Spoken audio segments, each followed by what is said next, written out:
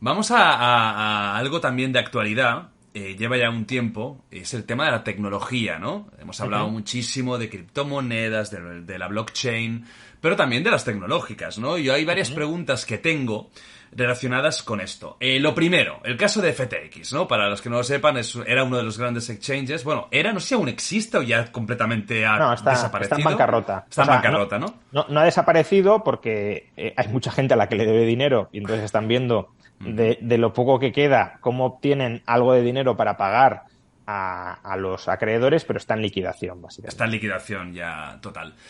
Cuéntanos un poquito el caso de FTX, que ha sido una de las grandes o la gran bomba del mundo cripto en los últimos años, diría incluso. También el caso de Sam Bankman-Fried, que ha sido el mega ultra millonario que ha perdido creo que unos 16.000 millones de dólares. Cuéntanos porque es un caso muy loco. Bueno, los ha perdido si las cuentas oficiales son ciertas, ¿no? Porque incluso sobre esto hay dudas de si no ha robado a sus clientes y tiene parte de algunos millones, al menos, en alguna cuenta no transparente. A ver, el asunto de FTX es un asunto que tiene muchas aristas muy distintas, pero voy a tratar de contar lo principal, lo fundamental, ¿no? Sam Bankman-Fried tenía dos empresas, ¿no? Sí. Una, FTX, que era un exchange de criptoactivos, y otra, un hedge fund, un fondo de inversión global llamado Alameda Research.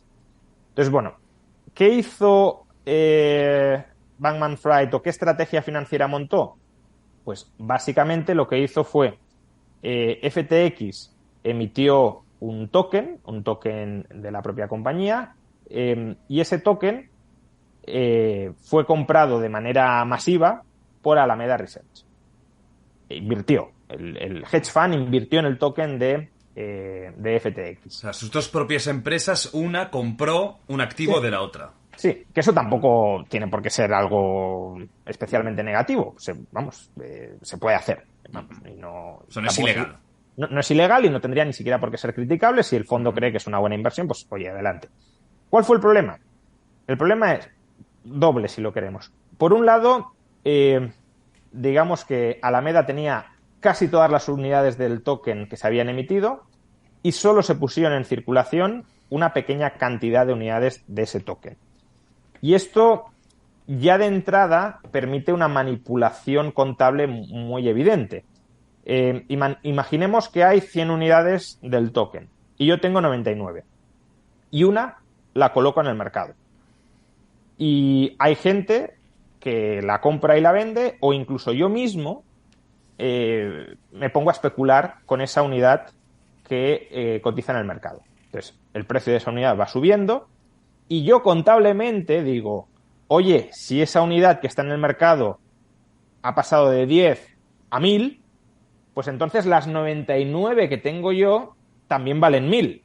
De modo que me voy a anotar como que mi fondo de inversión está ganando mucho dinero porque compré algo a 10 que ahora vale 1000. Pero realmente tú no sabes cuánto valen las 99 unidades. Lo único que sabes es cuánto vale esa unidad suelta que está cotizando en el mercado. ¿Qué pasaría si tú sacaras de golpe las 99 en el mercado? ¿Se venderían todas a 1000? Probablemente no. Eso fue... Ya de entrada ya es algo, de nuevo, no es ilegal, pero es imprudente, sobre todo si no eres suficientemente transparente con la información y haces creer a terceros que tu patrimonio no guarda ninguna relación con eso. Porque claro, Alameda, ¿qué hizo cuando reflejó tales ganancias extraordinarias? Fue a los mercados financieros y dijo, oye, prestadme dinero porque yo aquí tengo un patrimonio gigantesco y por tanto soy muy solvente. Bien. Pero ya la ilegalidad, ¿cuál fue?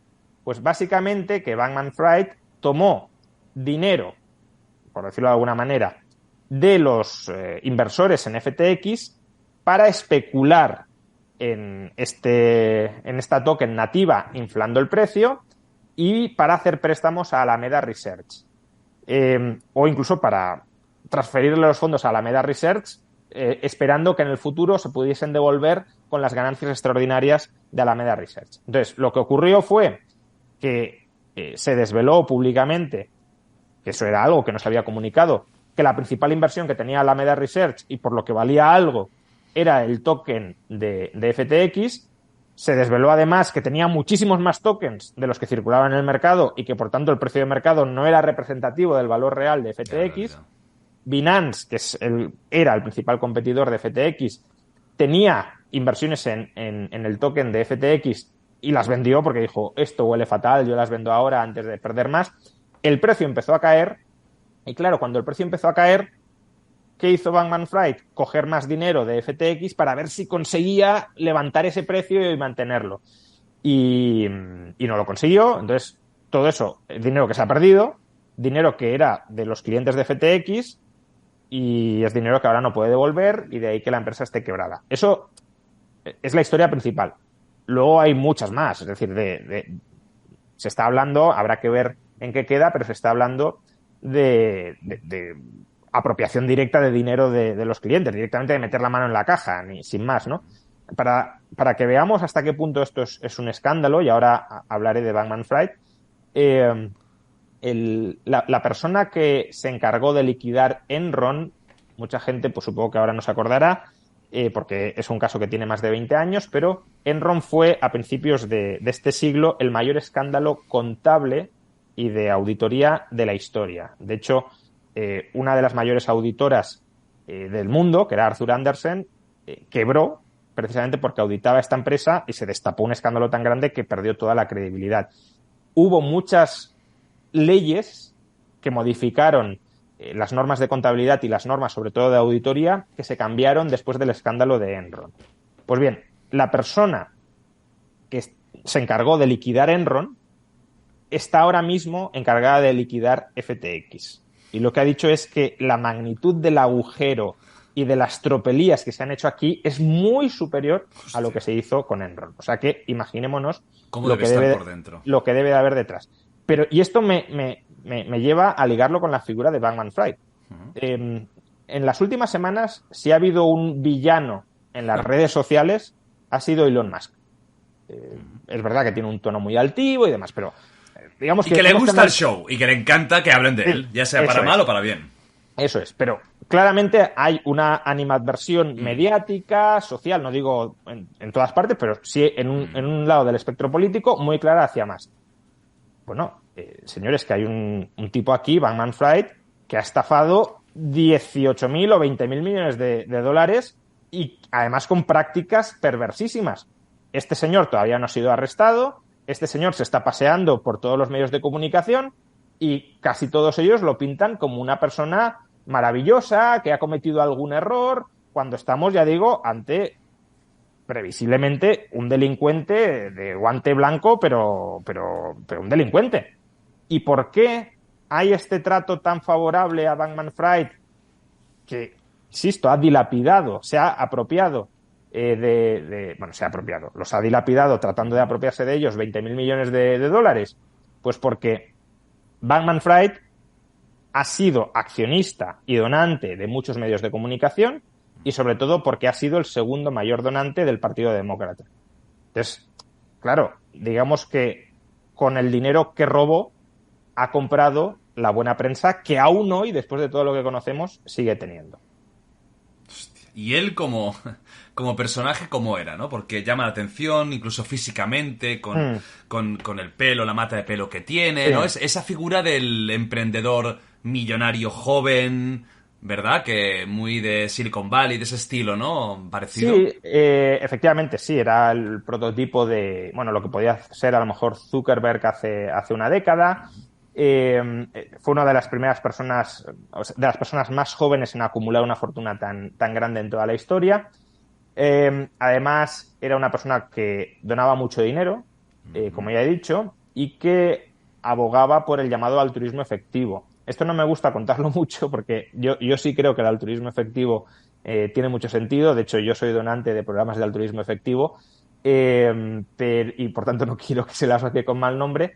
El altruismo efectivo básicamente es donar dinero a causas que vayan a tener un impacto y un impacto respaldado por los datos y por la ciencia. Es decir, no dar dinero por dar dinero para señalizar que eres una buena persona, sino dar dinero en algo que sabes que de verdad va a ayudar porque está parametrizado que va a tener este impacto y son programas que buscan maximizar ese impacto. Es decir, no ni siquiera dar dinero a algo, a cualquier cosa, sino a cosas muy específicas, por ejemplo, mosquiteras, para evitar el mosquito, que pique el mosquito de la malaria en poblados de África. Bueno, Claro. eso se sabe que es muy efectivo, que reduce muchísimo la mortalidad y focalizar los recursos ahí y no en otras cuestiones. Bueno, pues este era uno de los sponsors, de los patrocinadores principales del altruismo efectivo. Entonces, digamos que se promovió una aura no solo de multimillonario, sino de persona comprometida socialmente, que al final parece que era una carcasa de la sociopatía. Es decir, yo soy aquí un delincuente que está estafando a todo el mundo, pero me voy a crear una carcasa como que soy un defensor de la justicia social.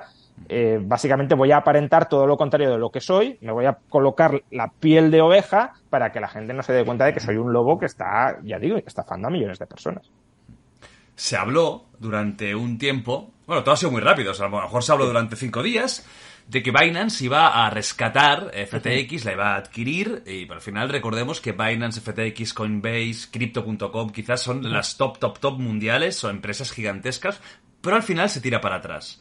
¿Se sabe el motivo o cuáles crees que son los motivos para que al final no se haya quedado con FTX? Bueno, se llegó a hablar un día, realmente, estudió comprar FTX, esto era algo que podía tener sentido, sentido en general, digo, por hacer tomar un poco de perspectiva histórica, antes de que los estados se pusieran a rescatar a los bancos, ahora cuando quiebra un banco entra un estado y lo rescata, siglo XIX, principios del siglo XX, lo habitual era que los bancos se rescataran entre sí. Es decir, cuando quebraba un banco, otro banco lo compraba para evitar que cundiera el pánico. Entonces, puede tener cierto sentido en ocasiones que si una empresa de tu sector lo está pasando muy mal, la compres para evitar que te termine manchando a ti. Entonces, la operación de Binance y FTX probablemente de entrada tenía algo de esto.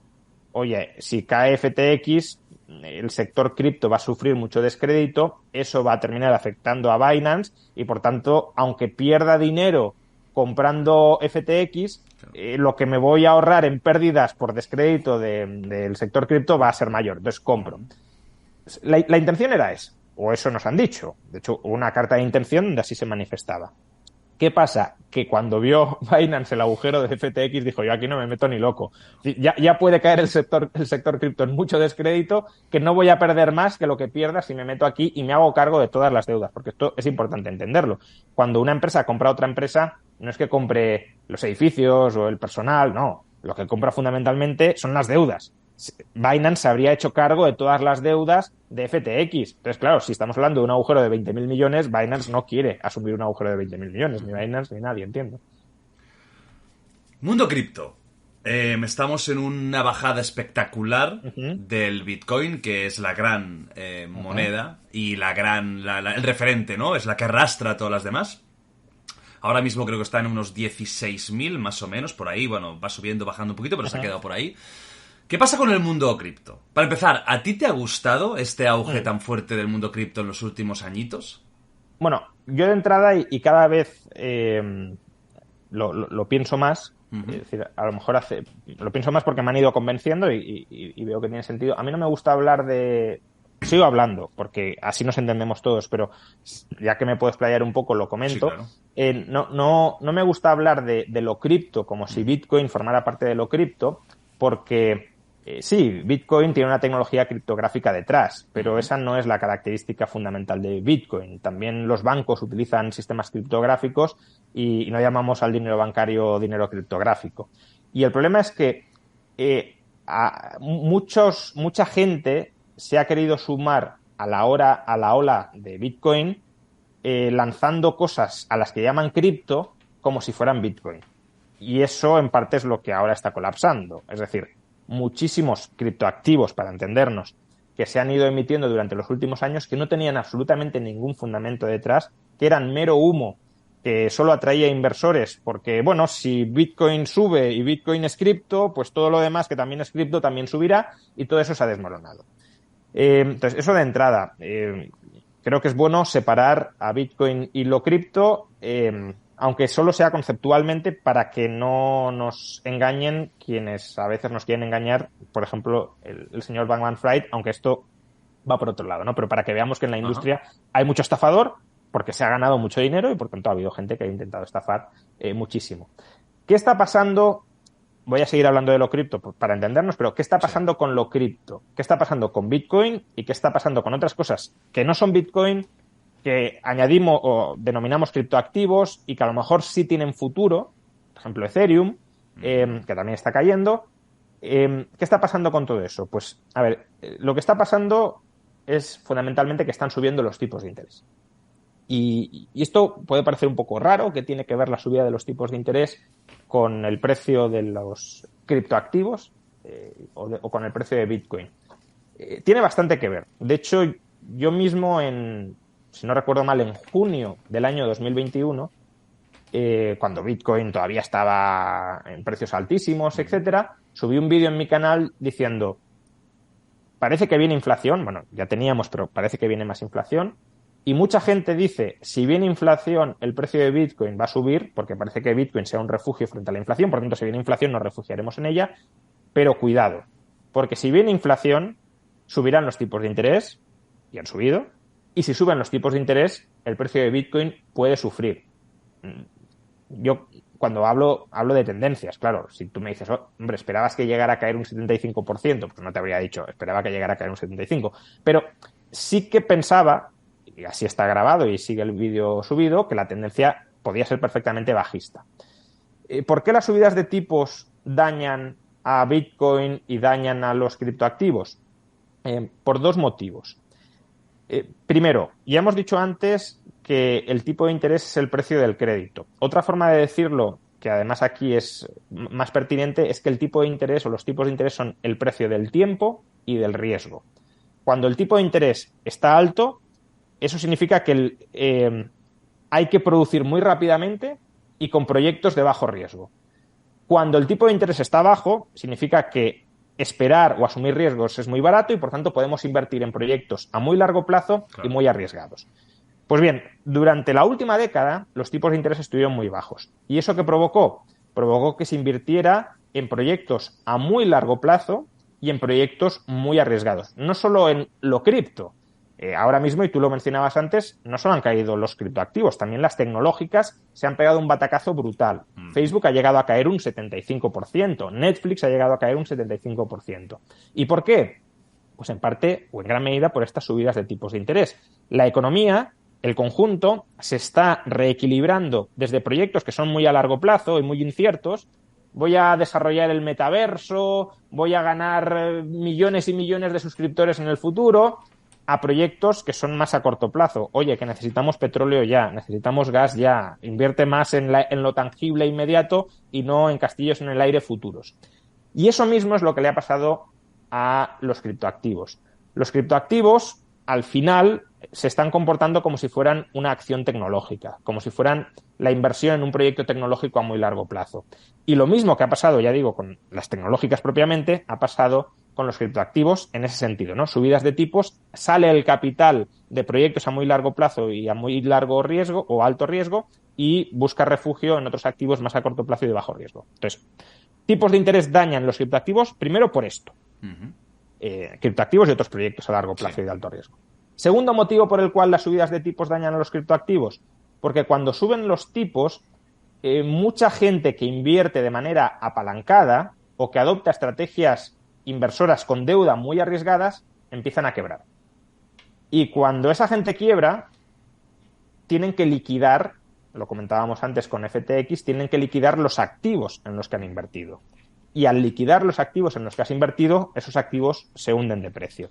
Entonces, el sector cripto era un sector no solo donde había mucho humo, donde había mucha gente tratando de volverse rica, dando el pelotazo, no se sabía muy bien con qué, sino que era un sector que además operaba con muchísimo apalancamiento. La gente, claro, si sube muchísimo el precio de un activo, pues lo mismo que decíamos antes con la vivienda. Endeudar y ya lo recuperaré y ganaré. Me endeudo, compro, sigue subiendo y cada vez la deuda vale menos en relación con lo que tengo, pues me endeudo todavía más, invierto más y soy cada vez más rico. Cuando cae el precio de esos criptoactivos por la subida de tipos de interés, y cuando además el coste de la deuda se te encarece por la subida de tipos de interés, tú dices, oye, lo que he comprado con la deuda vale un 70% menos que el precio que puede llegar a pagar. Y además la deuda cada vez me resulta más cara. Estoy quebrado. Aparte, bueno, los bancos, si operas con crédito, normalmente te piden que aportes garantías. Claro. Y si no aportas garantías, ellos mismos te liquidan o con una hipoteca, ¿no? Si no puedes pagar, pues te liquido la casa para pagar la deuda. Pues aquí lo mismo. Entonces, ha habido un proceso de purga y de liquidación de estos criptoactivos como consecuencia de la subida de tipos que ha hundido el precio y que ha llevado a la asfixia financiera a muchos de los que invertían en este sector, que ha provocado pues esa liquidación que ha hundido todavía más el precio. Y además, cuando el precio de un activo entra en un contexto o alcista o bajista, pues eso tiene una tendencia o hay una tendencia a reforzarlo durante un tiempo. Si los inversores más a corto plazo, los especuladores entre comillas, prevén que el precio va a seguir bajando, ellos van a apostar a que va a seguir bajando y lo harán bajar todavía más. Lo contrario que sucedía con la subida. Si yo creo que va a subir, entro apostando a que va a subir y eso lleva a que suba todavía más. Entonces, yo creo que estamos en esa fase, pero que es una fase que hay que enmarcar en un contexto más amplio. Y el contexto, insisto, es que la economía el conjunto de la economía se está reajustando desde sectores muy inciertos y de largo plazo a sectores más a corto plazo y más ciertos. Y eso implica que mucho de lo cripto va a desaparecer. Mucho de lo que conocíamos como cripto y que parecían proyectos que estaban aquí para siempre o que tenían mucho potencial, que eran proyectos que si uno preguntaba, pero, a ver, ¿detrás qué tiene? Claro, ¿para qué sirve esto, ¿no? ¿Para qué sirve esto? No había respuesta. Pues todo eso se va a purgar previsiblemente y muchos operadores, FTX es un caso claro, pero no es el único, se había sobredimensionado la industria y ahora viene el momento de purgarla. ¿Eso significa que va a desaparecer todo lo cripto? Yo creo que no, porque sí hay proyectos que tienen su sentido y tienen su lógica. Y voy en especial, sin que esto sea de nuevo una recomendación de inversión, yo nunca hago recomendaciones de inversión, y además en algo que es tan incierto y además en algo en el que quien invierte debe conocerlo suficientemente bien como para saber dónde se mete, todavía menos, pero creo que el activo en este mundo que tiene más sentido es Bitcoin y desde luego si desapareciera Bitcoin, entonces sí que te diría todo va a desaparecer, pero creo que tiene sentido que se salve Bitcoin y que se salven más cosas. Pero si se salvan será porque tienen algo de valor detrás, no porque sean cripto y porque sigamos en una burbuja. Esa burbuja, afortunadamente, y digo afortunadamente, ha pinchado y ha desaparecido. Había demasiados gurús en el mundo cripto, demasiados canales de YouTube de chavales que realmente no sabían cómo funcionaba la macroeconomía ni la economía.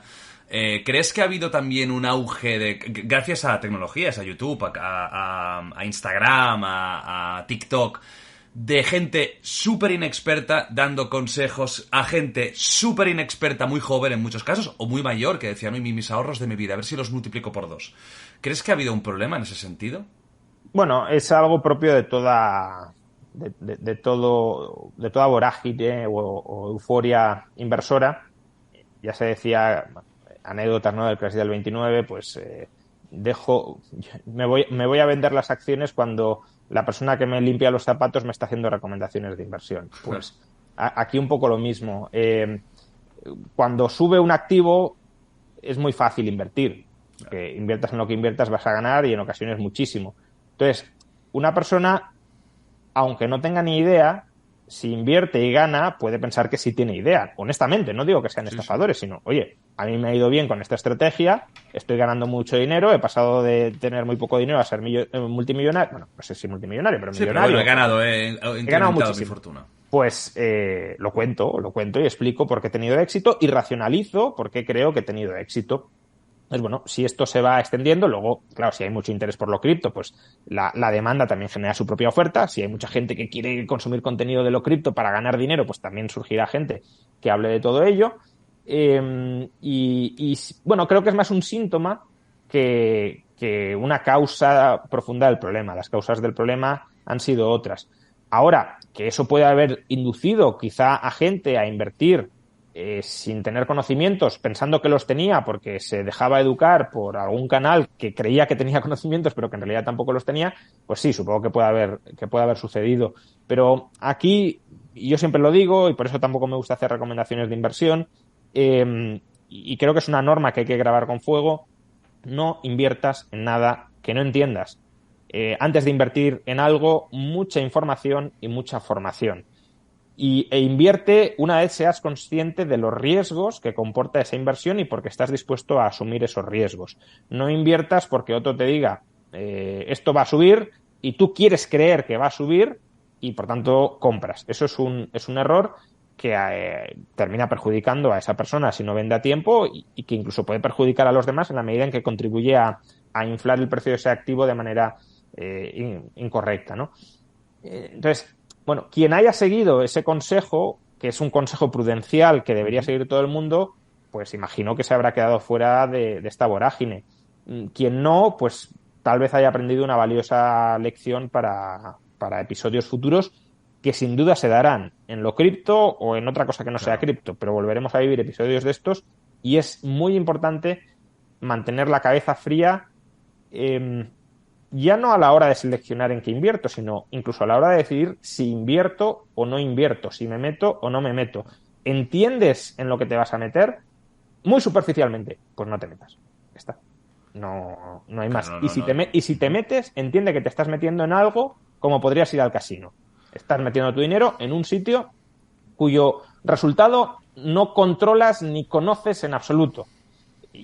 Y por tanto, lo mismo que podrías meterlo aquí creyendo que es una inversión, lo podrías meter en el casino siendo consciente de que no es una inversión. Por tanto, incluso puede ser peor en ese sentido de que te estás autoengañando creyendo que esto tiene una solidez detrás, cuando en el casino es muy evidente que te la estás jugando y que, bueno, pues si quieres pasar un buen rato apostando y potencialmente perdiendo dinero, allá tú, pero eres consciente de lo que estás haciendo. En el caso de las inversiones en momentos muy especulativos, muchas veces, por desgracia, no.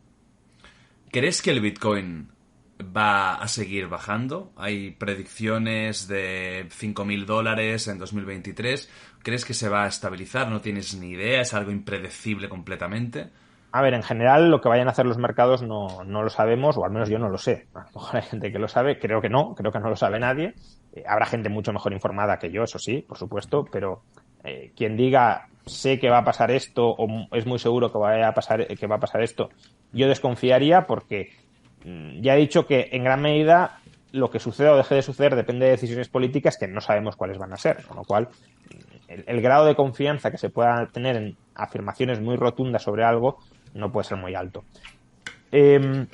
¿Argumentos para que baje? Pues que el momento de liquidación de lo cripto probablemente no haya terminado, probablemente veamos nuevos episodios de quiebras, de liquidaciones de activos y eso impulse el precio de Bitcoin a la baja y cuanto más baje el precio de Bitcoin, más liquidaciones adicionales habrá. Es un círculo ahí que va, es como con una cadena de dominós, ¿no? Que vas tumbando. Claro, hay gente que puede haber comprado Bitcoin con deuda a 10.000. Entonces, bueno, si no baja el precio de 10.000, no hay problema. Ahora, como baje de 10.000, o aporto nuevo capital para cubrir el agujero, o el banco me liquida la financiación y me liquida los Bitcoins, y eso hace que todavía caiga más el precio de Bitcoin. Entonces, bueno, ahí sí puede haber una espiral que todavía no haya terminado. Argumentos positivos para Bitcoin o para otros cripto, pues que, como decía, parece que el momento de subida de tipos de interés, lo decíamos ya hace un rato, ha llegado a su fin o está cerca de llegar a su fin y que incluso los mercados anticipan bajadas de tipos de interés en algún momento del año que viene o a principios de 2024. Si los tipos de interés bajan, eso, ceteris paribus, es decir, otras cosas siendo constantes, es un factor entre otros muchos y por tanto no es lo único que determina, pero es un factor muy importante, eso es favorable para Bitcoin. Es más, Bitcoin lleva varios días recuperándose y con buen comportamiento justamente desde el momento en el que la Reserva Federal ha empezado a lanzar el mensaje de, bueno, a lo mejor ya no vamos a subir mucho más los tipos de interés, etcétera. Si se consolida esa tendencia, eso probablemente sea bueno para Bitcoin. Es más, es verdad que ahora ha llegado a caer incluso por debajo de 16.000 hasta 15.000, ahora ha subido algo más hasta 16, 17, pero hasta que quebró FTX, Bitcoin ya había caído, se había pegado un buen batacazo, pero estaba estabilizado en torno a los 20. Llevaba mucho tiempo estabilizado en torno a los 20 y eso es positivo. Es decir, que Bitcoin, que es un activo cuyo argumento de valor es si compras esto, vas a poder transmitir parte de tu patrimonio a lo largo del tiempo sin depender de terceros, sin tener que confiar ni en bancos, ni en gobiernos, ni en nadie. Claro, que el valor de Bitcoin se estabilice es un argumento de peso a favor de la supervivencia futura de Bitcoin. Entonces, si se vuelve a estabilizar en unos niveles de 17, 18 o de 20, eso no es en absoluto negativo y puede llevar a que en algún momento futuro entre nuevo capital de verdad, no especulativo, sino capital de verdad en Bitcoin, porque diga, oye, no sé, un fondo, yo necesito transmitir. Hay fondos que claro, o patrimonios de grandes fortunas que, claro, lo mollar no lo tienen en activos especulativos o en activos con una volatilidad potencialmente muy grande, sino que lo tienen, vale, en acciones y demás, o en inmuebles, pero una pequeña parte de su patrimonio la pueden tener, por ejemplo, en oro. ¿Por qué en oro? Pues porque aunque el oro pueda ser volátil, a largo plazo más o menos mantiene su valor. Pues bien, uno de estos grandes patrimonios, y de hecho así ha sucedido durante los últimos años, es decir, que han entrado inversores institucionales, se puede plantear, oye, y si además de oro tengo un poquitín de Bitcoin porque también me ayuda a transmitir valor, pues eso lleva a que, como decía, capital de verdad, con vocación de holdear en el buen sentido, es decir, esto es un activo a largo plazo para transmitir valor, entre en Bitcoin y eso puede llevar a incrementar su precio de nuevo de manera sostenida. Cuando hablo de manera sostenida es Bitcoin no ha bajado de nuevo a 300. Entonces, esa es una cota que ya parece que ha quedado definitivamente atrás. Entonces, Bitcoin va subiendo y va consolidando escalones en función de la gente que lo mantenga en su cartera a largo plazo. En los últimos años el problema es que entró gente que invertía solo para especular y de la misma manera que entró muy rápido, ha salido muy rápido y se han liquidado.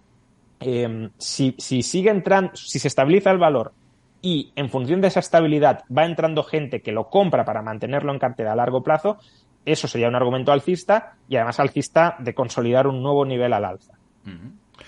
Había una burbuja en las tecnológicas. Hemos escuchado hace poquito que Facebook ha despedido a decenas de miles de empleados. Está el tema de Twitter de Elon Musk, una empresa que es deficitaria, y a ver qué pasa con él.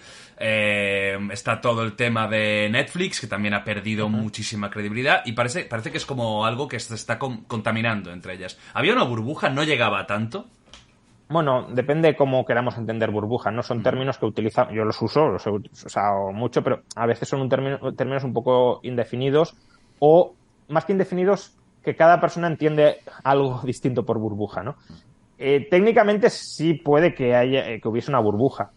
Ahora, ¿eso significa que era un burbujón, que todo lo de detrás no valía nada? No, eso tampoco. Es decir, ¿en qué sentido ha habido una burbuja? Pues lo que comentaba antes. Los tipos de interés estaban tan bajos que lo que nos estaban diciendo desde los mercados financieros, porque el banco, no lo olvidemos, porque los bancos centrales determinaban que los tipos de interés estuvieran muy bajos, pero lo que se nos estaba diciendo desde los mercados financieros es invertid en proyectos a largo plazo y muy arriesgados, porque os damos financiación para eso y eso tiene un potencial de revalorización futura muy grande y nosotros os aguantamos, os financiamos. Entonces, claro, si las reglas del juego o si los precios de la financiación los estableces a esos niveles, lo racional de nuevo es invertir en este tipo de proyectos a muy largo plazo, muy inciertos, porque, claro, si tú tienes que pagar todos los meses un tipo de interés muy alto, o lo rentabilizas ya o no puedes hacer frente a eso. Pero si el tipo de interés está por los suelos, tú te puedes plantear, oye, voy a desarrollar algo a 20 años vista. Ahora mismo no es rentable, ahora mismo pierdo dinero, como muchas empresas de más, pero dentro de 20 años, cuando ya haya desarrollado bien el producto, haya crecido mucho, ganaré mucho y podré pagar toda la deuda que he asumido. Un poco, de nuevo, también lo que ha hecho Musk con Twitter. Ha comprado Twitter con deuda, Twitter pierde muchísimo dinero, pero Musk espera ser capaz de rentabilizarlo. Veremos si es así o no. Pero son inversiones a muy largo plazo que tiene sentido hacerlas cuando la financiación está muy barata. Claro, si sube la financiación, el coste de financiación, perdón, los tipos de interés, ya no tiene sentido hacer esas inversiones y en la medida en que se puedan deshacer, se deshacen. Es decir, el capital, la inversión sale de esos sectores a largo plazo y arriesgados y se va a otros. Con lo cual, eso podríamos decir que es el pinchazo de la burbuja. Pero, de nuevo, no es que no haya nada detrás de las tecnológicas, de hecho, son un sector muy potente, muy importante y que genera mucho valor añadido dentro de nuestras economías y lo van a seguir siendo. La cuestión es si va a seguir fluyendo tanto capital hacia las tecnológicas como fluía hasta el momento, y eso, salvo que vuelvan a bajar los tipos de interés, no parece que vaya a ser el caso. Te quiero preguntar ahora por cosas más del mundo, de actualidad, personajes concretos, y luego vamos a ir al tema más ideológico, ¿no? Uh-huh. Hay un personaje en el mundo liberal del que se ha hablado muchísimo en los últimos meses, par de años, que es Javier Milei, en Argentina. Uh-huh. Quiero preguntarte por él, por su perfil muy controvertido, mucha gente que lo adora, mucha gente que lo vilipendia. ¿Tú qué opinas de él? ¿Es un liberal real? ¿Se ha asociado incluso como en la extrema derecha? ¿Crees que es un prejuicio? ¿Cómo lo definirías tú? A ver, Javier, sin duda, él es un liberal real, liberal, libertario, anarcocapitalista. Sus ideas son esas.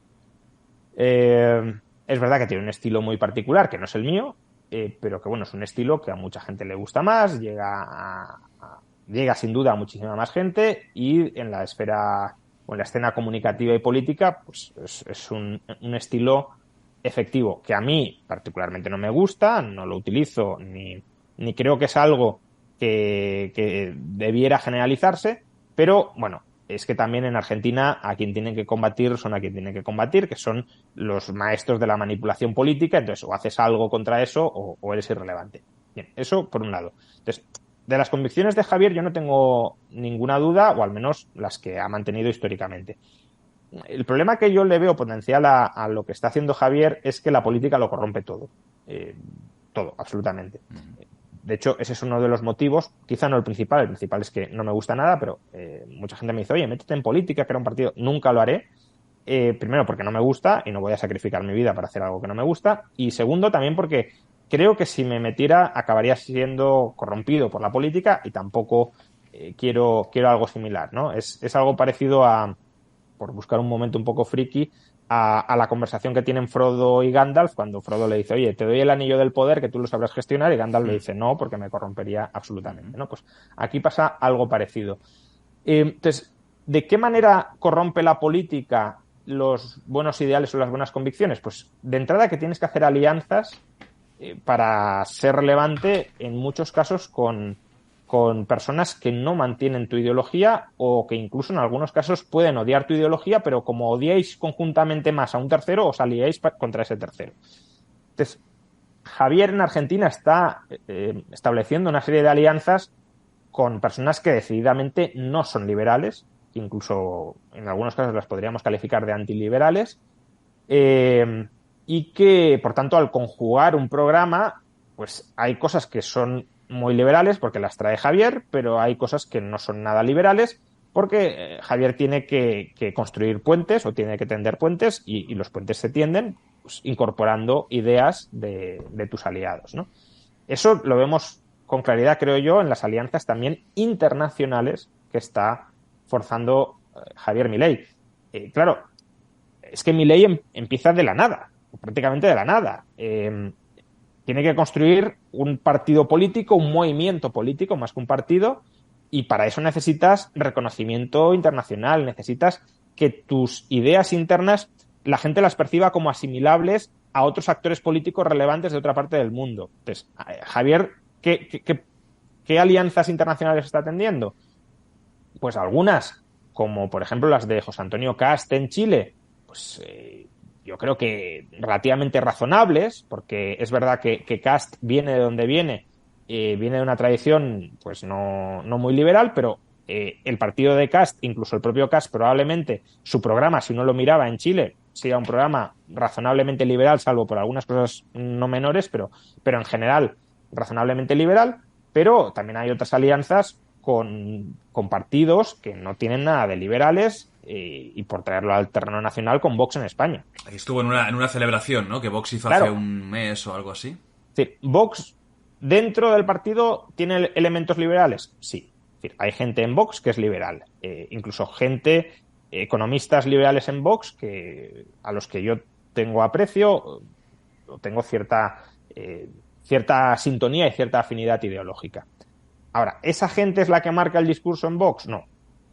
Quizá lo marcó en las elecciones de 2019. Yo en 2019 escribí un artículo diciendo que Vox tenía el mejor de los programas económicos, porque es verdad. Es decir, el programa económico de Vox en el año 2019 era un muy buen programa económico. No era revolucionario, no iba a traer a España el libertarismo, no. Pero de entre los grandes partidos políticos en 2019, desde luego, era el mejor programa económico. Ahora bien, en ese artículo, está disponible para quien quiera leerlo, también decía, ahora, sería muy ingenuo pensar que el hecho de que Vox haya sacado este programa significa, primero, que lo va a cumplir y, segundo, que no pueda degenerar muchísimo en el futuro. Porque dentro de Vox no solo hay liberales, que pueden ser los que han redactado este programa. Uy, perdona, que he perdido la imagen. Mi gente, hemos tenido un pequeño problema con la batería de la cámara y ya está solucionado y continuamos. Estábamos con el tema de Vox, si no me equivoco, estábamos hablando pues... Primero has hablado de que en su momento el tema económico para ti era de los que mejor lo llevaban, pero luego estaba la parte B, ¿no? Estábamos creo que por ahí.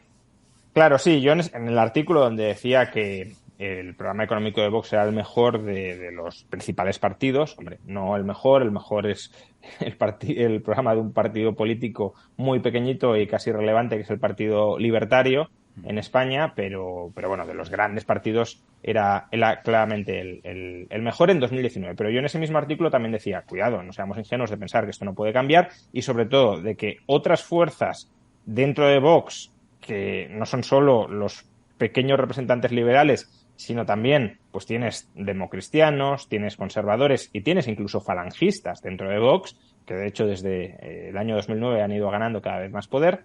Pues claro, no pensemos que esa gente que tiene una política o una visión económica totalmente contraria a la de los liberales no puede en algún momento terminar tomando el control del partido y reorientando esto. Y eso es lo que ha sucedido con Vox. De hecho, ahora mismo Vox no tiene programa económico conocido.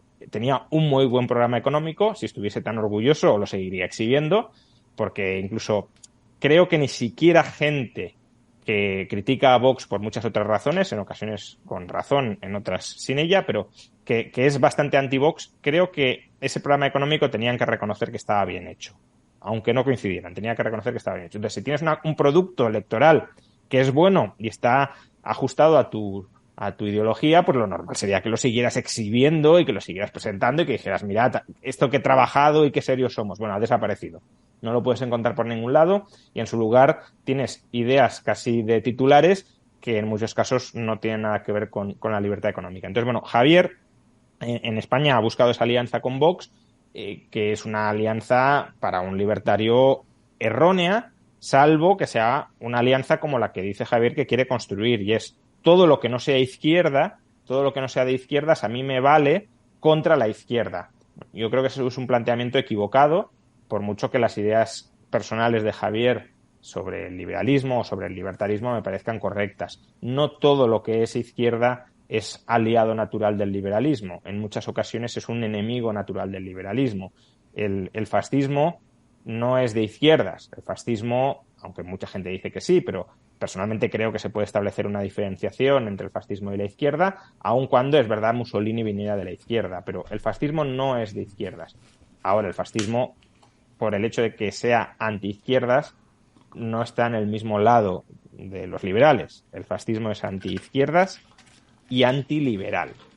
Y por tanto, el liberalismo se puede decir que es antiizquierdas o antisocialista y antifascista. De modo que no cualquier alianza vale para derrotar a un enemigo que es verdad que es un enemigo político muy serio, pero es que te puedes aliar con otros que sean tan o más problemáticos como aquellos a los que quieres derrotar. Pues mira, ya que estamos con el tema de que has estado comentando, ¿no? Del liberalismo y lo que significa. Venga, para la gente que no lo sepa, ¿no? O para la gente que cree que lo sabe y a lo mejor no es exactamente así. ¿Qué significa ser liberal? ¿Es una postura económica? ¿Es una postura política, social? ¿Qué es ser liberal exactamente?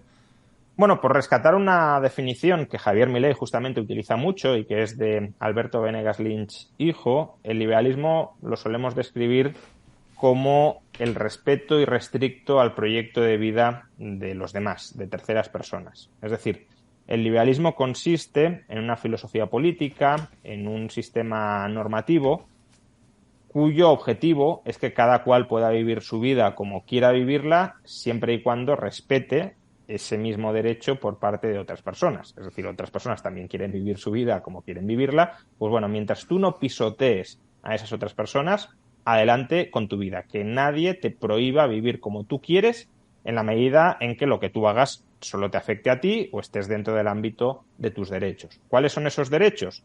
Libertad de acción, siempre que no interfieras la libertad de acción de otras personas.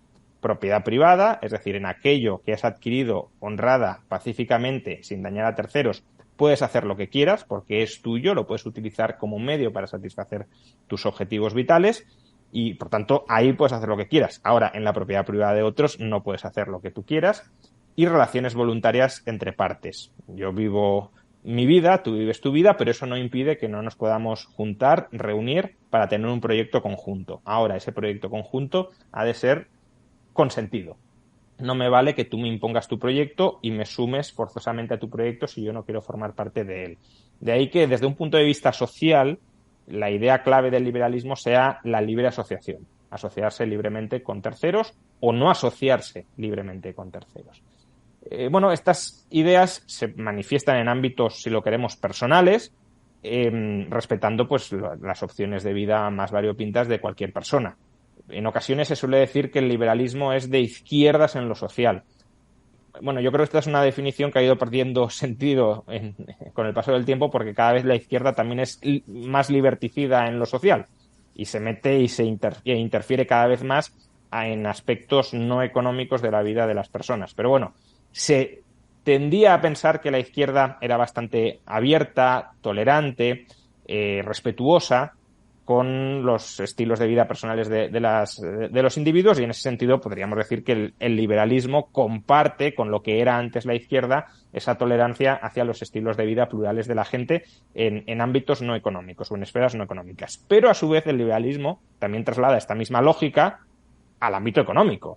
Es decir, la izquierda antes era yo te respeto, como decía Xavi Sala y Martín, yo te respeto la bragueta, no me meto en tu bragueta, no me meto en tu dormitorio, pero ahora la mano en la cartera te la voy a meter.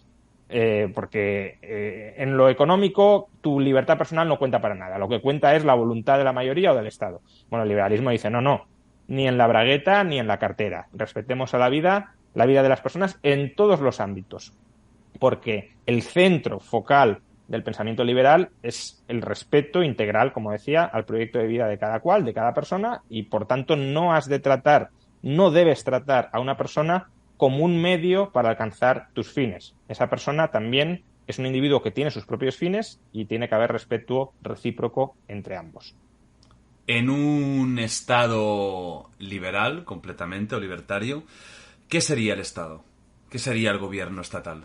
Bueno, el Estado en cualquier sociedad es el monopolio de la violencia, eso tengámoslo muy presente. El Estado es el que se arroga la prerrogativa de decidir qué está bien y qué está mal. No solo eso, es quien se arroga la prerrogativa de hacer lo que le dé la gana. En muchas de las actividades que desarrolla un Estado, si las desarrollara un particular, las consideraríamos absolutamente intolerables y absolutamente inaceptables. Pensemos el caso mismo del cobro de impuestos. Imaginemos que yo voy por la calle y le meto la mano en el bolsillo a un señor o a una señora y le quito la cartera.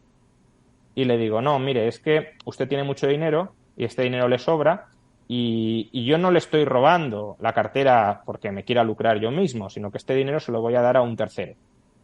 Y imaginemos además que si esa persona se resiste e intenta recuperar su cartera, yo lo reduzco por la fuerza y si se sigue resistiendo mucho, lo meto en una habitación encerrado durante X años. Bueno, esto que estoy contando es algo tan absolutamente delirante que a nadie se le pasaría por la cabeza que alguien tuviese el derecho a quitarle la cartera a uno que pasa por la calle, a reducirlo por la fuerza, a encerrarlo en una habitación si se resiste adicionalmente. Bueno, pues eso es lo que hace el Estado con los impuestos. Entonces, el Estado te quita regularmente una porción muy significativa de tu riqueza, de tus ingresos, del valor que has generado para otras personas en sociedad y que otras personas han generado para ti en sociedad. Lo tienes que pagar por la fuerza. Si no lo pagas, te fuerzan a pagarlo, y si te resistes a pagarlo o intentas evitar pagarlo por medios que ellos consideran ilegales, te puede llegar a encerrar en la cárcel. Y en el caso, ya digo, si un particular lo hace, incluso con objetivos tan o más nobles que los del Estado, eso es inadmisible. Ahora, si lo hace el Estado por el hecho de ser el Estado, ya convalidamos casi cualquier cosa. Por lo tanto, el Estado tiene lo que algunos filósofos llaman autoridad política para comportarse en formas que consideramos absolutamente inadmisibles para nadie más en sociedad. El Estado puede iniciar guerras, por ejemplo. No guerras para defenderse, sino guerras ofensivas. Y esto es algo que, de nuevo, en el ámbito privado está prohibido. Si una persona inicia una guerra, un ataque contra un tercero, lo mandamos a la cárcel porque ha dañado a terceros, porque ha iniciado la violencia contra terceros. Al Estado no. Incluso en ocasiones podemos jalear que se inicien esas guerras como forma de defender valores extranjeros o como forma incluso de obtener recursos estratégicos de terceros. El Estado puede censurar medios de comunicación. Es verdad que la gente en eso tiene algo más de resistencia, pero bueno, en el extremo podría llegar a hacer censurar medios de comunicación. De hecho, se han censurado por la guerra en Ucrania, se han censurado órganos de propaganda, si lo queremos, pero en todo caso, órganos de propaganda que desde Rusia también podrían decir que otros medios de comunicación europeos o estadounidenses son órganos de propaganda. Se han censurado y no ha pasado nada. Eso, de nuevo, una persona en el ámbito privado no lo puede hacer o lo tendría muchísimo más complicado para hacerlo. Entonces, el liberalismo, de entrada, dice, este Estado que se arroga el derecho a hacer cosas que nadie más tiene derecho a hacer, que se arroga el derecho a pisotear los derechos de otras personas, o no debería existir, esa sería la postura más extrema, la postura anarquista, o si es inevitable que exista, porque el Estado surge básicamente porque hay bandas de ladrones que iban asaltando a agrupaciones humanas de manera ocasional y llega un momento en el que dicen, oye, en lugar de ir asaltándoles muy de vez en cuando, ¿por qué no los esclavizamos, no nos quedamos aquí, no los controlamos y que nos vayan dando un tributo periódico para vivir a su costa, para parasitarlos? Bueno, como es muy complicado que no haya bandas de ladrones que se conviertan en predominantes y que se institucionalicen, se establezcan, porque imaginemos que nos cargamos al Estado español. Conseguimos cargárnoslo, ya, pero eso no evita que un Estado extranjero nos invada y establezca un nuevo Estado que nos vuelva a parasitar, ¿no? Entonces, es muy complicado, desde mi punto de vista. Quizá en el futuro, según cómo evolucione la tecnología defensiva se pueda lograr, pero de momento mucho me temo que la forma política estatal, por desgracia, es inevitable, pero lo que te dirá el liberalismo es, bueno, siendo un mal inevitable, minimiza todo lo posible ese mal. Y es evidente que hoy el Estado tiene un tamaño gigantesco, la mitad del PIB, o más de la mitad en algunos casos, pasa por las manos del Estado y además hiperregula la otra mitad. Ni siquiera es que nos diga, te quito el 50% o más del 50% de lo que ganas, pero luego te dejo tranquilo. Bueno, pues casi firmaba ya con eso. No, es que te quito el 50% de lo que generas y además el otro 50% te voy a decir qué tienes que hacer exactamente con él. Y entonces el liberalismo te dirá, oye, pues ese Estado tan desproporcionado, ese leviatán, ese hiperestado tan gigantesco, minimízalo a lo absolutamente indispensable, que es básicamente mantener el orden público internamente y defenderte de otros estados que te puedan agredir externamente. Ya está. Todo lo demás, déjalo en manos de la sociedad civil. Respeta que cada persona viva su vida como quiera, sin que el Estado le tutele la vida, y deja que las personas se asocien entre sí para resolver problemas que puedan tener comunes, pero de nuevo, por libre asociación entre ellas, no por imposición estatal. O sea, en un Estado totalmente liberal, aunque hubiera un gobierno, la sanidad sería totalmente privada, la educación sería totalmente privada. Las cosas básicas, ¿no?, que podemos pensar aquí en España, que muchas son públicas, no existiría. ¿Crees que ese es un...? No existirían en su forma pública. O sea, no existirían de forma pública, sino que serían entidades privadas. ¿Crees que esto perjudica a los estratos más pobres, que tienen menos recursos, que pueden conseguir menos fácilmente, por ejemplo, el tema de la sanidad, ¿no? ¿Crees que es perjudicial para una parte muy importante de un país? Bien, aquí hay que comentar dos cosas. Lo primero, tendemos a pensar que el Estado redistribuye la renta de ricos a pobres y eso en realidad no suele ser así. El Estado redistribuye la renta de ricos y pobres a clases medias. ¿Por qué? Pues porque las clases medias son los votantes mayoritarios y, por tanto, son aquellos que marcan la agenda política. Y si uno mira, en España especialmente, qué cantidad de recursos públicos van a parar a los estratos realmente más pobres de la sociedad, son estratos mínimos minúsculos, al menos en términos relativos. Voy a poner un ejemplo que es muy ilustrativo. Este año se han revalorizado las pensiones en función del IPC. Hemos hablado antes de ello. El coste en términos estatales de revalorizar las pensiones al IPC ha sido de 20.000 millones de euros. 20.000 millones de euros que cada año se van a pagar de más a los pensionistas, que, hombre, no son ricos, pero tampoco son, al menos muchos de ellos, los estratos más bajos de la sociedad, más pobres de la sociedad. Si hubiéramos dicho, se revalorizan las pensiones para las pensiones mínimas, bueno, sería otro debate interesante y podríamos estar en ese supuesto de que el Estado sí protege a los más desfavorecidos. Pero no, se han revalorizado todas, incluso las más altas. Bien, a principios de esta legislatura se implantó otra política que yo, aún siendo liberal, apoyé, grosso modo, porque creo que es de las poquitas cosas que puede tener sentido que un Estado moderno haga, que es el llamado ingreso mínimo vital. Es decir, que si una persona se queda absolutamente sin nada, el Estado le entrega una cantidad de en torno a unos 450 euros mensuales para que esa persona pueda volver a ser en el futuro un miembro funcional de la sociedad, ¿no? Hay avatares en la vida que te llevan a lo mejor a quedarte absolutamente sin nada, no tienes ningún tipo de apoyo, de soporte, bueno, pues una especie de ayuda transitoria hasta que vuelvas a ser autosuficiente. Bien, esa política, que nos la vendieron como una gran política social y creo que, insisto, tiene cierto sentido, tiene un coste que no llega a 4.000 millones de euros. Es decir, solo la revalorización de las pensiones, no las pensiones, la revalorización de este año de las pensiones consume 5 veces más recursos que esa política que supuestamente no, a efectos prácticos, va dirigida a proporcionar una red de última instancia para que las personas realmente más pobres de la sociedad no caigan por debajo de ese umbral mínimo. Por tanto, no es verdad que el Estado se preocupe de impulsar la vida de los estratos más desfavorecidos de la sociedad. No es que no lo haga en absoluto, pero el grueso de los impuestos que se recaudan y del gasto público no va para eso. El grueso de los impuestos que se recaudan y el gasto público que se recicla de esos impuestos es esencialmente yo metiéndole la mano en el bolsillo a mi vecino para que mi vecino me meta la mano en mi bolsillo. Yo te quito a ti para que tú te quites a mí. Oye, no tiene mucho sentido. ¿Qué tal si nos dejamos de quitar y cada uno de nosotros administramos ese dinero? Porque es que ahora no es solo que yo te lo quito a ti y luego yo lo administro y tú me lo quitas a mí y tú lo administras. No, es que el Estado nos lo quita a los dos, lo administra él y luego nos lo devuelve en parte.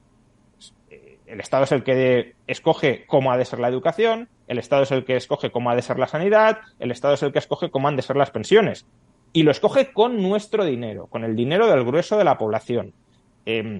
Insisto, si se tratara de proteger a los estratos más desfavorecidos de la sociedad, cosa que me parece perfectamente razonable, con un Estado muchísimo menor que el que tenemos ahora mismo, sería más que suficiente. Pongamos una cifra. Actualmente el Estado copa en Europa y en España también en torno al 45, 50, en algunos casos 60% del PIB. Bueno, ¿cuál sería el coste en España de entregar 10.000 euros cada año a 2 millones de personas?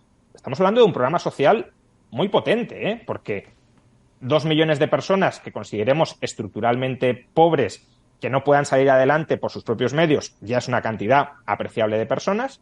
De hecho, se considera que las personas que están en España en situación de una pobreza grave pueden rondar como mucho el 500.000. Y estamos hablando de darles 10.000 euros, de entregarles, transferirles 10.000 euros anuales, que es casi, no llega a 1.000 euros mensuales, es decir, el doble que el ingreso mínimo vital que ha establecido el gobierno. Bueno, eso tendría un coste del 2% del PIB. Menos, incluso del 2% del PIB. A ver, para proporcionar una red de asistencia de última instancia, que en este caso tendría un 2%, pongamos un 3, un 4, necesitamos el 50% del PIB. Y que no me digan que es por la seguridad o la defensa. Seguridad, defensa y justicia en España tiene un coste del 3% del PIB. Vale, seguridad, justicia y defensa, más un programa más o menos generoso como el que he establecido de rentas de última instancia para que aquellos estratos verdaderamente pobres de la sociedad tengan un sustento, incluso para que puedan pagar con un cheque sanitario y un cheque escolar la educación y la sanidad de sus hijos. Eso no cuesta en ningún caso más del 10% del PIB, bastante menos. Entonces, todo lo demás, hasta el 40, 45, 50, esos son servicios que se financian a través del Estado, no porque la sociedad no pudiese, el grueso de la sociedad, las clases medias, no pudiese financiarlo por sí mismos, sino porque el Estado, es como si Apple, por ejemplo, nos quitara 2.000 euros al año y nos dijera, oye, pero te estoy dando un iPhone. O iPhone y otra cosa. Dijéramos, ya, pero es que a lo mejor yo no quiero que tú me des el iPhone. ¿Por qué no me dejas de quitar esos 2.000 euros y yo escojo qué hacer con ellos? No, pero no te puedes quejar, que te estoy dando algo a cambio. Ya, pero es que, aunque quisiera comprar tu iPhone, déjame que yo tenga la capacidad de escoger si lo quiero comprar o no. Pues bien, ese es el grueso de los programas estatales a día de hoy. No es la asistencia a los pobres como se nos suele decir. Esa es la excusa para justificar, para legitimar socialmente un entramado gigantesco del 45, 50 o 60% del PIB. Y aparte de esto, y no me quiero enrollar mucho, pero creo que también es relevante, no perdamos de vista que antes del estado de bienestar, que el estado de bienestar es una invención relativamente moderna, la sociedad ya tenía redes de asistencia y de ayuda mutua de carácter no estatal. En el siglo XIX, a principios del siglo XX, si una persona caía enferma, no había estado de bienestar. Y no es que se quedara, podía pasar de todo porque estamos hablando de sociedades muy pobres, pero no es que todo el mundo que cayera enfermo se quedara sin ningún tipo de sustento o sin ningún tipo de asistencia. Precisamente porque la gente entendía que eso era un problema y no quería verse expuesta a ese problema, la propia sociedad se organizaba ¿para qué? Para crear una especie de clubs privados, se llamaban sociedades de ayuda mutua o mutualidades, que eran agrupaciones muy amplias de personas que decían, oye, si alguno de nuestros miembros cae enfermo, este grupo le apoya. No estamos hablando de caridad. Esto es muy importante aclararlo. No es que un rico diga, oye, yo voy aquí a repartir una cantidad de dinero. No. No es filantropía, no es caridad. Es compromiso multilateral entre los miembros de ese grupo de nos vamos a ayudar recíprocamente. Hoy por ti, mañana por mí. Y el estado de bienestar que había en esa época era ese. Y no funcionaba mal en las condiciones, insisto, materiales de la época, que eran muchísimo peores que las actuales. Obviamente no se puede comparar. El estado de bienestar que se hubiese podido crear en aquel entonces era un estado de bienestar absolutamente ridículo y que hoy consideraríamos de miseria y absolutamente insuficiente para las necesidades actuales. Pero hoy, si mantuviéramos ese asociacionismo voluntario que el Estado se ha cargado, muchas veces se critica que en nuestras sociedades no conocemos a nuestro vecino, que somos anónimos, que estamos totalmente aislados de la sociedad que nos rodea, pero eso en parte es consecuencia, en parte, no digo solo, pero en parte es consecuencia de que el Estado nos dice, yo te lo doy todo, yo te lo garantizo todo, no hace falta que te relaciones con nadie, no hace falta que te integres en ningún grupo, porque yo he convertido en un derecho el que tú vayas a recibir esto. Antes no era así. Antes yo tenía que labrar una relación de amistad con otras personas para que entre todos nos ayudáramos. Y eso generaba una fibra comunitaria que hoy ha desaparecido porque el Estado se la ha cargado al reemplazarla por el estado de bienestar. Por tanto, en definitiva, esas dos cuestiones. Primero, el Estado hoy no se ocupa principalmente de los pobres, eso es un mito. Segundo, la sociedad, incluyendo los pobres, no son incapaces de autoorganizarse para salir adelante y ayudarse mutuamente. Tiene sentido que haya una red subsidiaria de última instancia por si hay alguien que no está tampoco integrada en ninguna red de ayuda mutua, etcétera, pero tampoco pensemos que eso en una sociedad con un Estado mucho más pequeño sería necesario, porque en gran medida la gente ya se ayudaría entre sí como se ayudaba entre sí en el pasado antes de que el Estado destruyera esas redes de ayuda mutua. ¿No crees que un Estado tan liberal sobrevalora quizás un poquito al ser humano? No, al contrario, yo creo que es una muestra muy clara del escepticismo que tenemos hacia el ser humano. ¿Por qué? Pues porque no olvidemos que los políticos son seres humanos. Entonces, yo muchas veces cuando se dice, hombre, pero es que el ser humano es un lobo para el otro hombre, con lo cual, ¿cómo vas a dejar en libertad a un cordero y a un lobo? Digo, y es mejor colocar al lobo al frente de una maquinaria estatal omnipotente que tiene la legitimidad social para hacer lo que le dé la gana. Porque al frente de los estados, quienes llegan son los peores lobos que hay dentro de una sociedad. Son aquellas personas que tienen una mayor sed de poder, una mayor sed de control, que están dispuestas a traicionar a todo el mundo, especialmente a sus compañeros de partido, para llegar a lo más alto. Es decir, los que llegan a lo más alto de la política son los peores de la sociedad. Hay un proceso de selección adversa brutal en la política. Si dices la verdad, pierdes. Si mientes, ganas. Y por tanto, el que gana es el más tramposo y el más mentiroso. Y gana además no sé, la presidencia de una comunidad de vecinos. Gana la presidencia de un aparato coactivo, burocrático, recaudatorio, gigantesco y masivo para hacer y deshacer a su antojo con restricciones muy escasas, que son las restricciones constitucionales y legales, pero las leyes las pueden cambiar con bastante facilidad. La Constitución con mucha más dificultad. Pero incluso así se terminan saltando la Constitución, y hemos tenido casos flagrantes recientemente con los estados de alarma, y no pasa nada.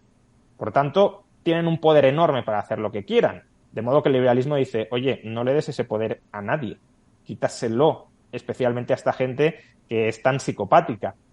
Y por tanto no es una muestra de que confiemos demasiado en el ser humano, es, oye, precisamente porque no creo que haya mesías ni haya salvadores universales, dejemos que de mi vida me ocupo yo.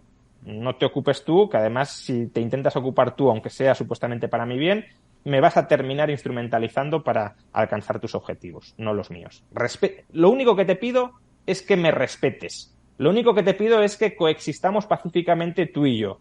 No te pido nada más. Ni que me des, ni nada. Solo no me quites y solo no me sometas. Y yo, a cambio, haré lo mismo. No te quitaré, no te someteré.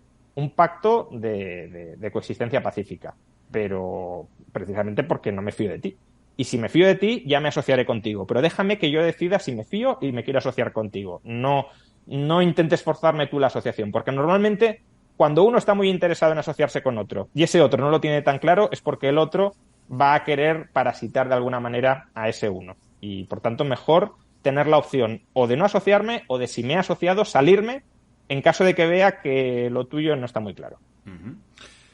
Caso práctico en un estado liberal en el que, por ejemplo, el tema de la sanidad es el tema que quizás más gente habla, ¿no? Porque es como al final la salud es, podríamos decir, que es lo más importante que hay en la vida.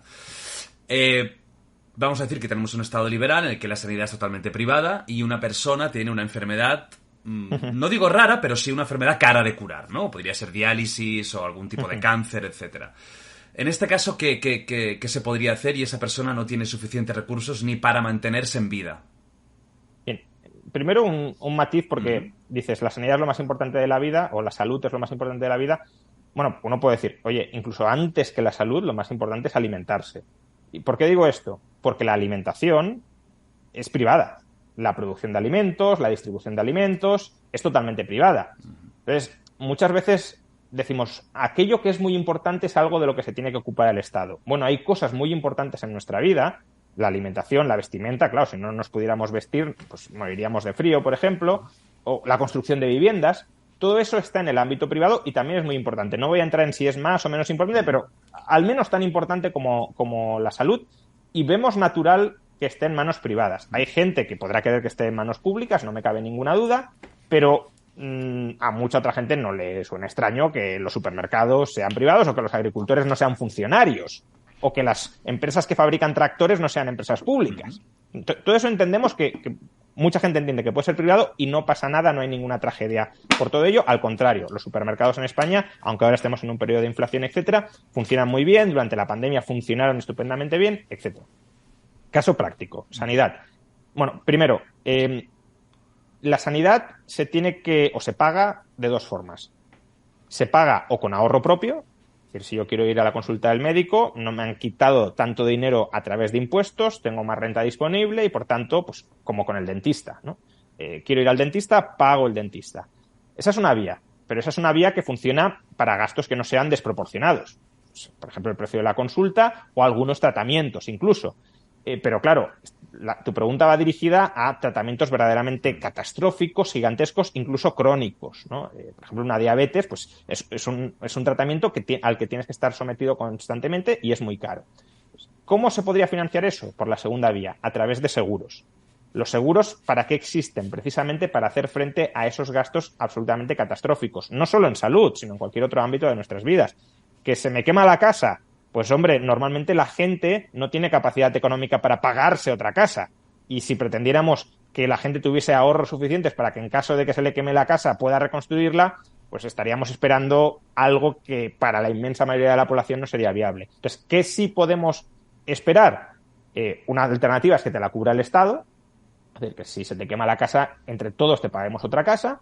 Otra, que adoptemos una política similar, pero cada cual pueda sumarse o no a ese fondo común de reparación de casas en caso de incendios, que es un seguro. Es un seguro contra incendios, te cubre la casa si se te quema.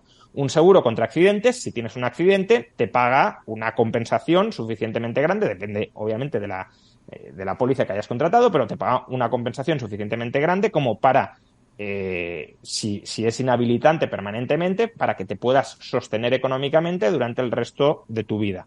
Un seguro de vida, pues si la persona que lleva el pan a casa, o imaginemos un hogar donde solo trabaja, ya sea el hombre o la mujer, pero solo hay una persona que trae los ingresos a la familia. Pues ¿para qué se contrata el seguro de vida? Pues porque si esa persona, que es la única que tiene una fuente de ingresos, muere, por desgracia, que el resto de los miembros de la unidad familiar no se queden absolutamente descolgados. Y los seguros de vida, pues, aportan compensaciones muy cuantiosas para esa unidad familiar. Bien, pues esa misma lógica se puede aplicar a los seguros sanitarios.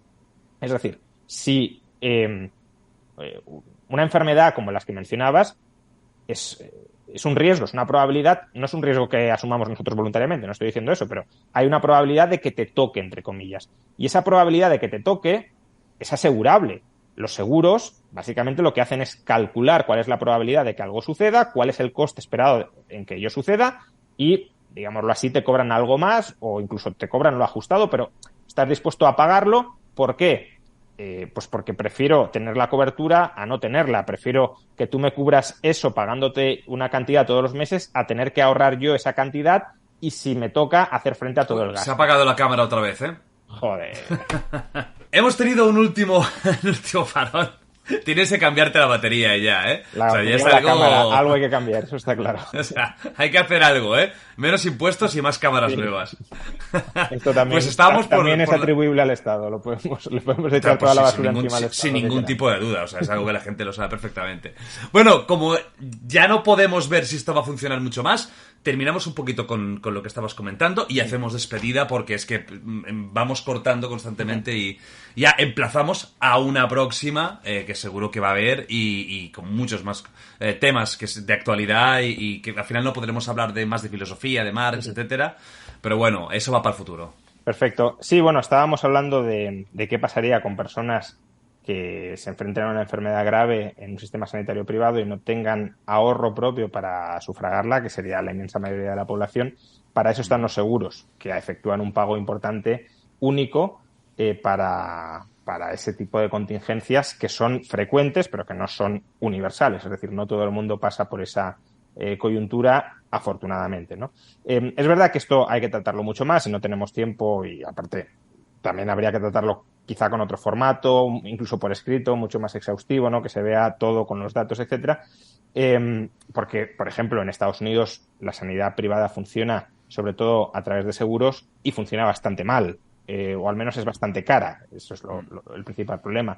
Entonces, habría que hablar también de por qué en Estados Unidos el seguro funciona mal, que es básicamente porque se utiliza el seguro absolutamente para todo y no solo para aquellos casos realmente de gastos catastróficos donde tiene sentido utilizarlo. Es como si quisiéramos utilizar el seguro no para protegernos frente al incendio de la casa, sino para tener asegurado cualquier cosa que nos ocurra en el hogar, incluso para servicios de limpieza y de mantenimiento de la casa. Pues eso generaría una serie de dinámicas en el mercado de seguros que serían muy negativas, muy distorsionadoras, y son las que se dan en el sistema sanitario estadounidense. Pero bueno, esto habría que tratarlo con mucha más calma.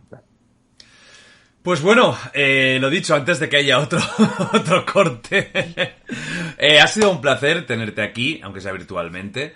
Estoy seguro de que muchos han estado atentísimos escuchando pues cómo está el mundo actualmente, cómo está el tema de cómo está España, cómo está la economía, para dónde vamos, más o menos, el tema de la tecnología. También hay muchos que me siguen, ¿no? Que son fans de la tecnología, y yo creo que les puede haber interesado muchísimo pues lo que has contado. Os emplazo a vosotros a la semana que viene. Seguiremos aquí, ¿de acuerdo? Solo voy a hacer, creo que un par de semanas de vacaciones ya en Navidades, ¿eh? Solo en la semana de Navidades, que yo quiero que estéis en casa sin ver historias. En casa todo el mundo portándose bien. O sea, aún quedan un par o 3 semanas de Wild Project.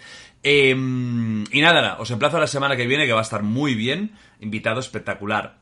Te dejo a ti para que despidas como quieras este podcast. Bueno, pues nada, simplemente muchísimas gracias, Jordi, por la invitación, y muchísimas gracias a todos los que hayáis aguantado, incluso con parones, estas 2 horas aproximadamente de entrevista. Y nada, si me permitís, pues de nuevo la cuña, que no es tanto publicitaria, porque insisto, lo que quiero es que se lea más que se compre, y que la gente se busque los medios si quiere comprarlo o no comprarlo. Pero bueno, acabo de sacar el libro, y un libro para una persona casi es como un hijo. Y por tanto no puedo más que aprovechar la ocasión para recordar Anti-Marx, el libro que acabo de publicar después de varios años de lectura y escritura. En el primer tomo se expone obra y pensamiento de Karl Marx, y en la segunda se critica exhaustivamente. Son entre los 2.800 páginas, que vienen pues muy bien maquetadas, con su correspondiente caja, estuche, para exhibirlos. Y que creo que, bueno, es un libro donde, aun cuando uno no sepa demasiado de Marx, puede aprender sobre el autor y puede aprender sobre las críticas. Eso no significa que no haya que leer a Marx. Por supuesto, siempre es mejor leer al autor directamente, pero en el primer tomo se explica ampliamente a Marx, y en el segundo no solo se critica a Marx, porque a lo mejor uno dice, hombre, pues a mí tampoco me interesa una crítica tan exhaustiva a Marx. Al criticar a Marx se explican muchos temas de economía que van más allá de Marx, o que solo están conectados instrumentalmente para hacer la crítica, que sí que pueden interesar a muchos: cómo se forman los precios, qué papel desempeñan los beneficios, cómo el mercado es el mecanismo más eficiente, que no perfecto, que conocemos para coordinar a sectores muy amplios de la sociedad, cómo surge el dinero, qué es el dinero, cómo se reinvierte el capital en generar más riqueza, cómo surgió realmente el capitalismo, que no es como nos cuenta Marx, cómo las preferencias subjetivas de las personas influyen no solo en los precios, sino también en cómo se organiza la economía, por qué hay crisis económicas, o en última instancia, por qué el socialismo como modelo político y económico es un sistema que, tal como lo describe Marx, no es que termine abocando, en contra de lo que pensaba Marx, al estancamiento económico, sino también a una desaparición y cercenamiento absoluto de nuestras libertades individuales. De 0 a 10, Karl Marx.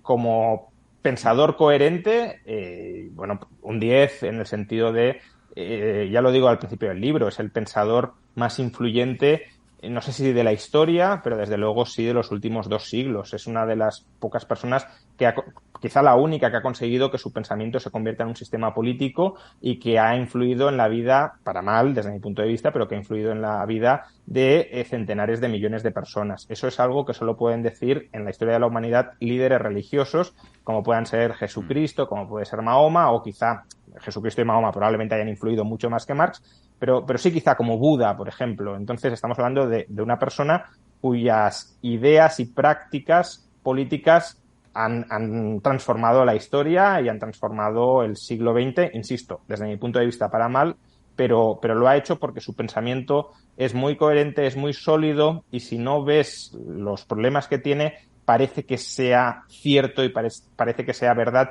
y te conquista por la enorme coherencia interna y por la enorme carga de profundidad que llega a tener. Entonces, como pensador, internamente coherente, un 10, aunque esté equivocado en prácticamente todo. Ya sabéis, tenéis el libro. Un placer, nos vemos. Hasta luego. Un abrazo.